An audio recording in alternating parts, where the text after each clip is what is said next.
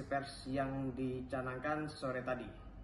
Pertama, kami menyambut adanya sebuah konferensi pers tersebut merupakan sebuah itikat baik yang sudah secara baik dilaksanakan oleh pihak DJP atas hal-hal yang mencakup tentang perkara ini.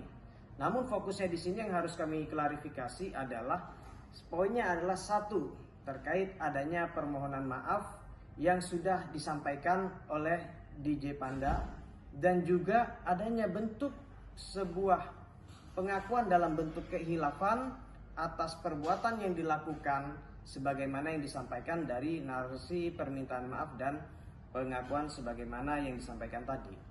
Kami selaku kuasa hukum menilainya dalam hal ini DJP telah mengakui adanya bentuk kehilafan atas perbuatannya melakukan sebuah penguploadan terkait data pribadi milik klien kami, sehingga atas data tersebut mengimplikasikan adanya perbuatan-perbuatan yang tidak diinginkan oleh klien kami, sehingga di situ kami menganggap bahwa perbuatan tersebut telah diduga adanya dugaan tindak pidana sebagaimana pasal-pasal yang dilaporkan oleh klien kami. Namun fokusnya di sini bukan berbicara tentang konteks pasal maupun literatur pasal-pasal yang kaitan dengan tindak pidana tersebut. Di sini kami menilainya adanya permintaan tersebut merupakan satu instrumen yang menjadi cikal bakal mungkin dapat tidaknya klien kami untuk melaksanakan perdamaian dengan terlapor dan atau juga mencabut laporannya. Hal ini yang harus kami luruskan adalah terkait dengan narasi yang demikian bahwa telah ada permintaan maaf dari DJP dan juga adanya bentuk pengakuan dalam hal adanya kehilafan atas perbuatannya tersebut memberikan gambaran luas bahwa substansi perkara ini yang dilaporkan oleh klien kami bukan serta-merta atas hubungan percintaan, bukan serta-merta meminta terkait dengan pertanggungjawaban hak asuh anak dan seterusnya, tapi murni adanya dugaan tindak pidana yang halnya berkaitan dengan tindak pidana IT maupun juga dengan tindak pidana PDP atau perlindungan data pribadi. Nah, kemudian dari hal tersebut juga ada timbul beberapa pertanyaan. Apakah dari hasil restorasi nanti bisa menyebabkan atau berkenan klien kami mencabut laporannya atau seperti apa? Nanti akan kami konfirmasi ke klien kami. Tapi fokusnya di sini per hari ini kami ingin meluruskan kepada media. Fokusnya bukan karena Erika ingin hanya yang bersangkutan meminta maaf, akan tetapi substansinya yang menjadi esensial adanya permintaan maaf dari yang bersangkutan pun juga mengakui perbuatannya di hadapan media, sehingga atas perbuatan tersebut dapat tindaknya ditimbang apakah telah memenuhi rasa keadilan atau tidak bagi klien kami. Di situ tolak ukurnya.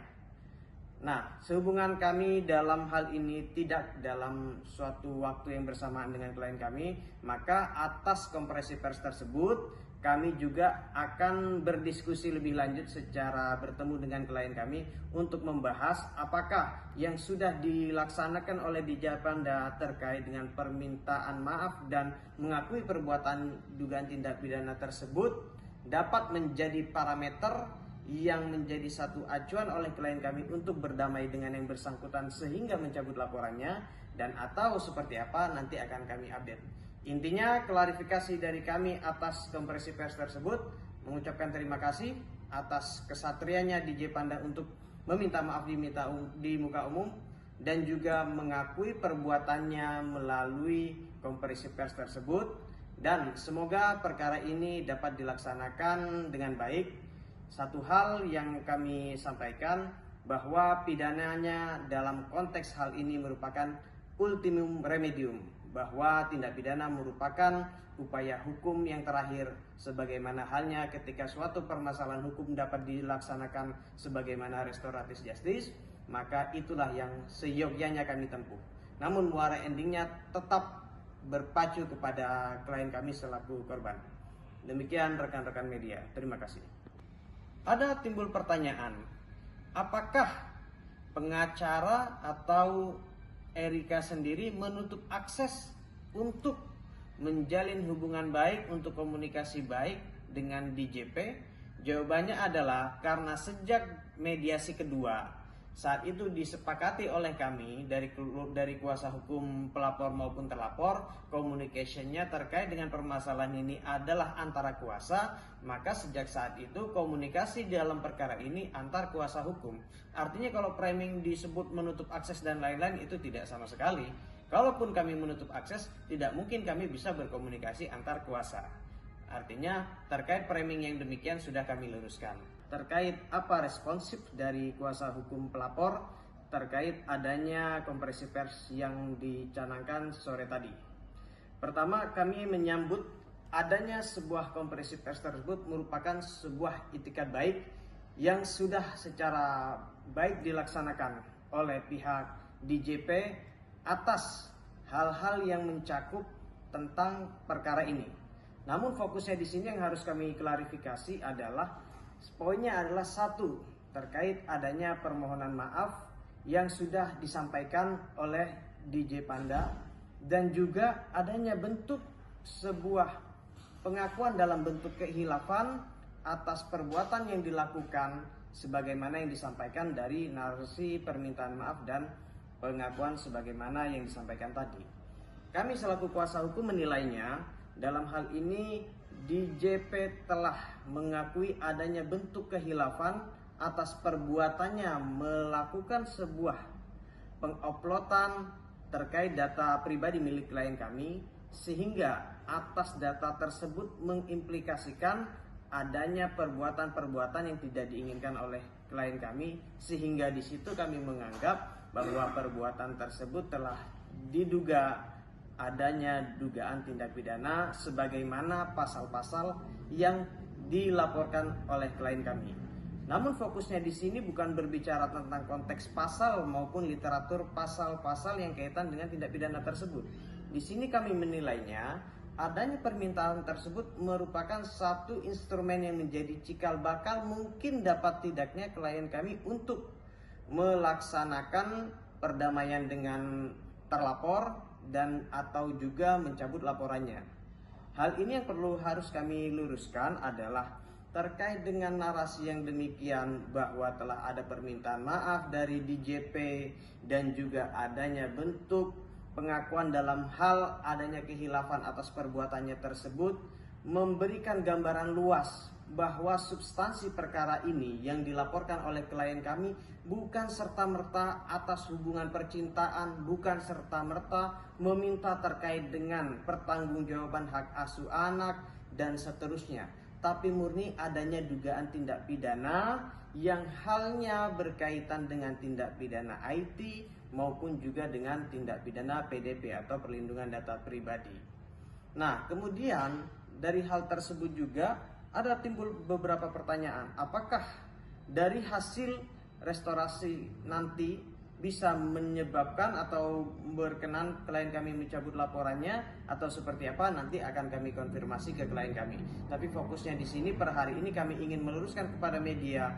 Fokusnya bukan karena Erika ingin hanya yang bersangkutan meminta maaf, akan tetapi substansinya yang menjadi esensial adanya permintaan maaf dari yang bersangkutan pun juga mengakui perbuatannya di hadapan media, sehingga atas perbuatan tersebut dapat tindaknya ditimbang apakah telah memenuhi rasa keadilan atau tidak bagi klien kami.